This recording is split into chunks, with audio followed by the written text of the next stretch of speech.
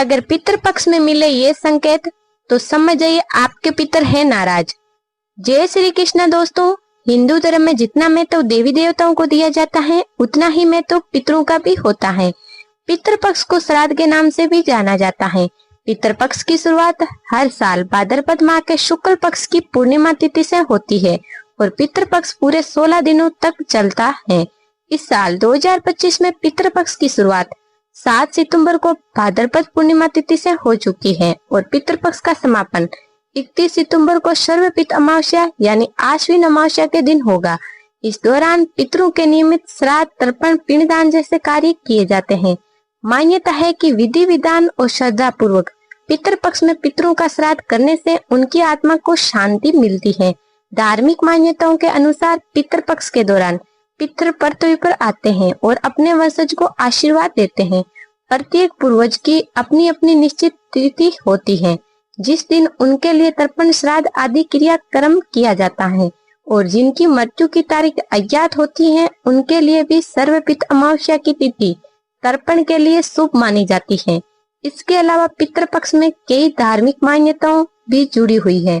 इन मान्यताओं के अनुसार पितृपक्ष में आपके पितर आपको कुछ संकेत देते हैं जिससे ये पता चलता है कि आपके पितर आपसे खुश हैं या फिर आपसे नाराज। अगर आपके पितर आपसे खुश हैं तो आपको खुश हो जाना चाहिए क्योंकि आपको जल्दी आपको कोई बड़ी खुशखबरी मिलने वाली है। अगर आपके पितर आपसे नाराज हैं तो आपको अशुभ परिणामों का सामना करना पड़ता है। आपको आर्थिक तंगी जैसी समस्याओं का सामना करना पड़ता है और साथ ही आपको पितर दोष भी लगता है। इस वीडियो में जानते हैं कि पितृपक्ष में कौन से संकेत मिलने से हमें पता चलता है कि पितर नाराज हैं। लेकिन उससे पहले आप सभी से निवेदन है कि इस वीडियो को एक लाइक कर दें और चैनल पर पहली बार आए हैं तो सब्सक्राइब भी जरूर कर ले। तो आइए जानते हैं कि पितृपक्ष में कौन से संकेत मिलने से हमें पता चलता है कि पितर नाराज हैं। नंबर 1, पीपल का पौधा। यदि आपके घर में अचानक से पीपल का पौधा निकल आए तो समझ जाइए कि आपके पितर आपसे नाराज हैं। ये इस बात का भी संकेत है कि आपके घर में पितर दोष है और जल्द से जल्द इसका निवारण करवाए, नहीं तो आपको गंभीर परिणामों का सामना करना पड़ सकता है। नंबर 2, कुत्ते का रोना। पितृपक्ष में कुत्ते का रोना पितरों का संदेश माना जाता है। ये संदेश हो सकता है कि पितर आपसे प्रसन्न नहीं है या उन्हें कुछ चाहिए। यदि साल के बाकी दिनों में कुत्ते के रोने की आवाज सुनाई ना दे लेकिन पितृपक्ष आते ही ऐसा होने लगे तो ये बेहद ही अशुभ होता है। कुत्ते का रोना किसी व्यक्ति की बीमारी या मृत्यु का संकेत देता है। नंबर 3, तुलसी का पौधा सूखना। पितृपक्ष में तुलसी का सूखना और अधिक चिंता का विषय हो सकता है क्योंकि इस दौरान पितरों को श्राद्ध किया जाता है। यहाँ ये भी समझना जरूरी है कि तुलसी का जो पौधा पूरे साल हरा भरा था वह पितृपक्ष में ही क्यों सूख रहा है। यदि तुलसी सूख जाती है तो ऐसा माना जाता है कि पितर प्रसन्न नहीं है। ये घर पर महासंकट आने की निशानी माना गया है। नंबर 4, कोहे का आना। पितृपक्ष में कोहे का घर पर बार बार मंडराना या जुड़ में आना पूर्वजों और पितरों के धरती पर आने का संकेत माना गया है। यदि ये चुपचाप आते हैं और दिए हुए भोजन को खाकर चले जाते हैं तो अच्छा माना गया है। वहीं ये कोहे आपस में झगड़ा करते हैं और बिना कुछ खाए उड़ जाते हैं तो इससे पितरों के नाखुश होने का संकेत माना गया है। नंबर 5, संतान से जुड़ी समस्या। आपको बता दें कि यदि आपके पितर आपसे नाराज हैं तो ऐसे में आपको संतान से जुड़ी कई दिक्कतों का सामना करना पड़ता है, जैसे संतान पैदा होने में बाधा आना, पैदा होने के बाद भी जीवित न रहना और संतान का हमेशा बीमार रहना। ये सब संकेत बताते हैं कि आपके पितर आपसे नाराज हैं और आपको उन्हें प्रसन्न करने के लिए शीघ्र ही कोई उपाय करने चाहिए। नंबर 6, धन की कमी। जिस घर में अक्सर आर्थिक तंगी बनी रहती है और पैसे पानी की तरह बह जाते हो तो समझ लीजिए कि उस घर में पितर नाराज हैं। ये सभी संकेत पितर दोष के माने जाते हैं। अगर आपके साथ भी ऐसा हो रहा है तो आपके पितर पक्ष में अपने पितरों के निमित्त दान पुण्य करना चाहिए और पूरे श्रद्धा भाव से श्राद्ध कर्म करना चाहिए। नंबर 7, अधूरा शरीर। अगर पितर पक्ष में बिना शरीर या अधूरे शरीर वाले किसी जीवन को देखते हैं तो ये सपना भी पितरों की अतृप्ति को दर्शाता है। इस तरह का सपना आने के बाद आपको मानसिक समस्याएं हो सकती हैं और साथ ही घर परिवार में भी लोगों को मुश्किलों का सामना करना पड़ सकता है। नंबर 8, पितरों का छिप जाना। पितृपक्ष के दौरान अगर आप सपना देखें कि आपके पितर आपके सामने सपने में आया हो और एक झलक दिखाकर अचानक से छुप गया है, तो ऐसा सपना आने के बाद भी आपको सतर्क हो जाना चाहिए। ऐसा सपना आने के बाद मुसीबतें आपको घेर सकती हैं। ये सपना भी बताता है कि पितरों की आत्मा को अभी शांति नहीं मिली है। इस तरह का सपना आने के बाद अपने इष्ट का ध्यान करें और उनसे अपने पितरों की शांति की कामना करें। नंबर 9, सपने में खुद को फंसा हुआ देख पाना। पितृपक्ष के दौरान अगर आप सपना देखें कि आप कहीं फंसे हुए हैं और बाहर निकलने का कोई साधन आपको नजर नहीं आ रहा है, तो समझ जाइए कि पितर आपको संकेत दे रहे हैं कि आपके उनकी तृप्ति के लिए श्राद्ध, तर्पण, पिंडदान आदि करना चाहिए।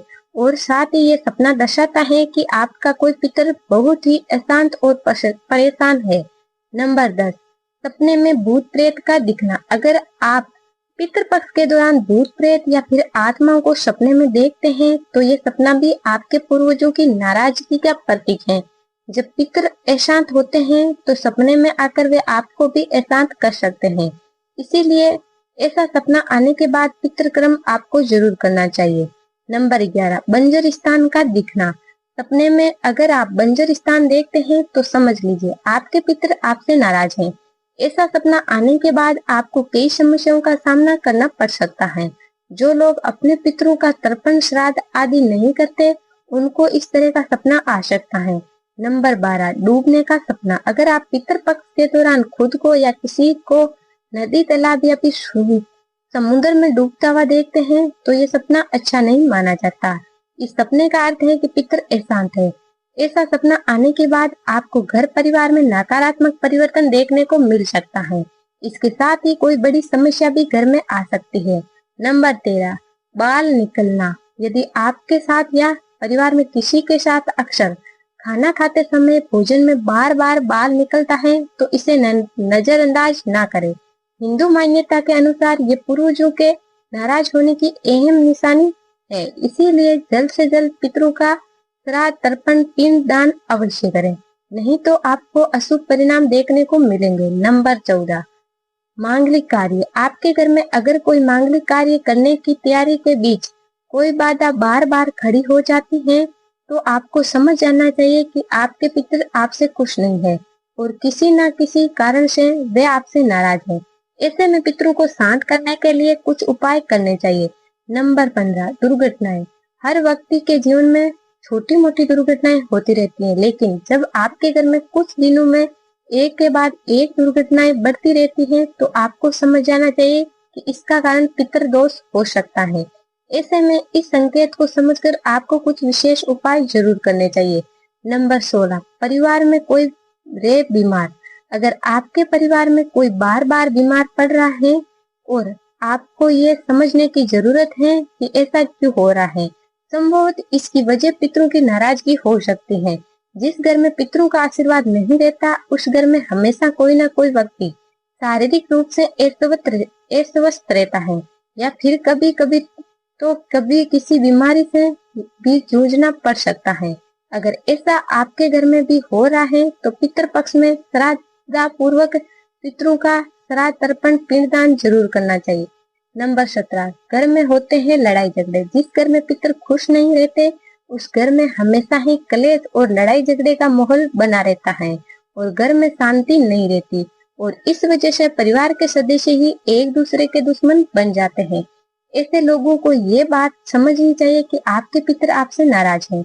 नंबर 18, शादी में आ रही हो अड़चने। जिस घर में लोगों के ऊपर पितर दोष या फिर पितर नाराज रहते हैं, उस घर के बच्चों के विवाह में अड़चने आती है। ऐसे घरों में कई बार बच्चों का रिश्ता पक्का होकर भी टूट जाता है, या फिर शादी होने के बाद भी तलाक की नौबत आ जाती है। ऐसे लोगों को अपने घर में पितरों का श्रद्धा नियम पूर्वक कराना चाहिए।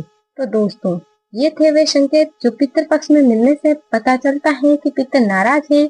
अगर वीडियो अच्छी लगी हो तो वीडियो को लाइक करें और शेयर जरूर करें, और आपके अपने चैनल गुरु की कृपा को सब्सक्राइब भी अवश्य कर लें और बेल नोटिफिकेशन को ऑल पर सेट कर लें, ताकि आपको हमारी आने वाली हर न्यू वीडियो का नोटिफिकेशन सबसे पहले मिले। वीडियो के अंत तक बने रहने के लिए और वीडियो को देखने के लिए आपका बहुत बहुत धन्यवाद।